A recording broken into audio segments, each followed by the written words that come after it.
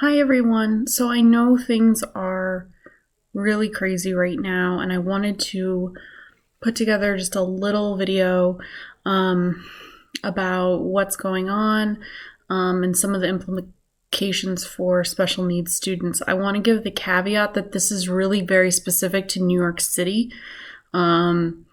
Because that's really where I'm getting all my information from. So I really would caution anybody who's not in the city or who is outside New York State that it may not be applicable.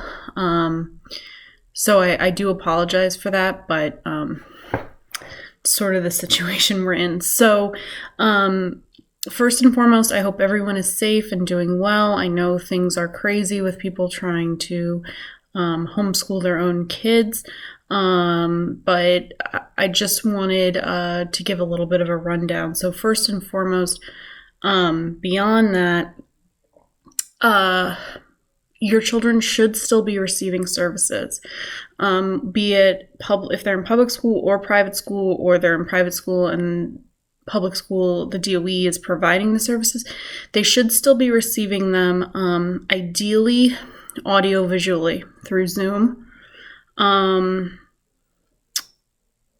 If you absolutely don't have access, I would say you can do it over the phone. But we still haven't gotten 100% clarification that that is going to be paid for, although I very much suspect it will if you have no other option. And I think that's easier for, say, SETs and counseling. Not so much easy for OT and PT, which has a lot, as you know, of a physical component to it. I wanted to say a word about home services. So children who are typically being serviced in the home. So I've had a lot of questions about people saying, what if my provider is okay with coming in even under the circumstances? My advice is you're kind of doing that at your own risk financially, because the DOE has been pretty adamant that they're not going to pay for home services. Reason being that the governor has basically said that those services are not essential.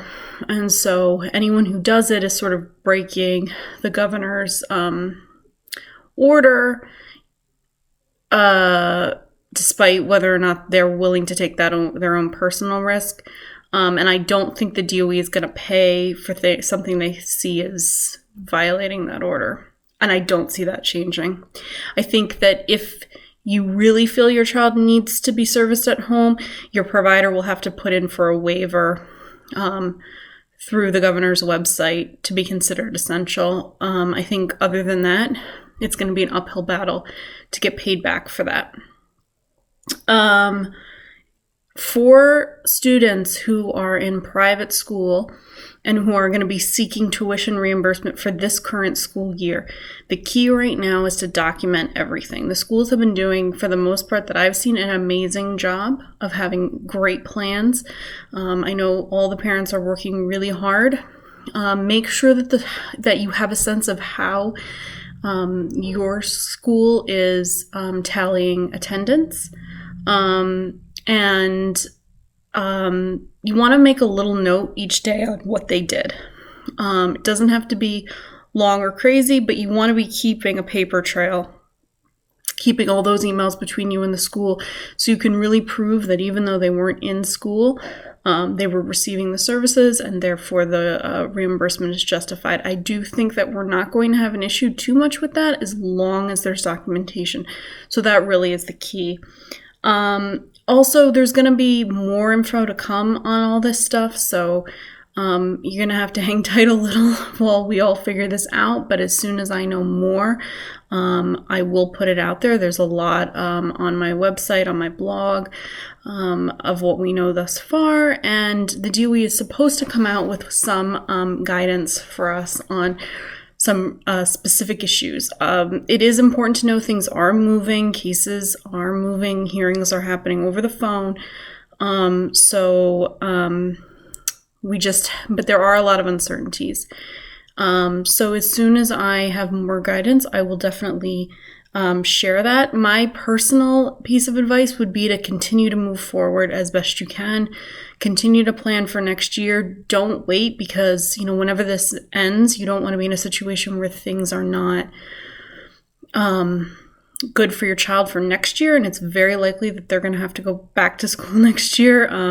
We hope on time, hopefully. And if you want to do a special ed case for next year, I would encourage you to do that. Schools are still doing their admissions. So I know it's an uncertain time and it's hard to think about that, but I just don't want anyone to be left behind. Our office is still working. We're remote. We can be reached at our usual contact information.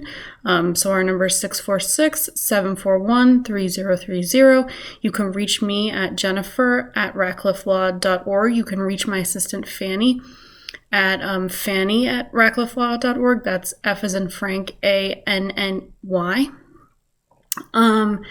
And yeah, we're here for you. We're taking cases next year. And if you have any specific questions, feel free to reach out to us directly. In the meantime, stay safe, and I hope everyone is well.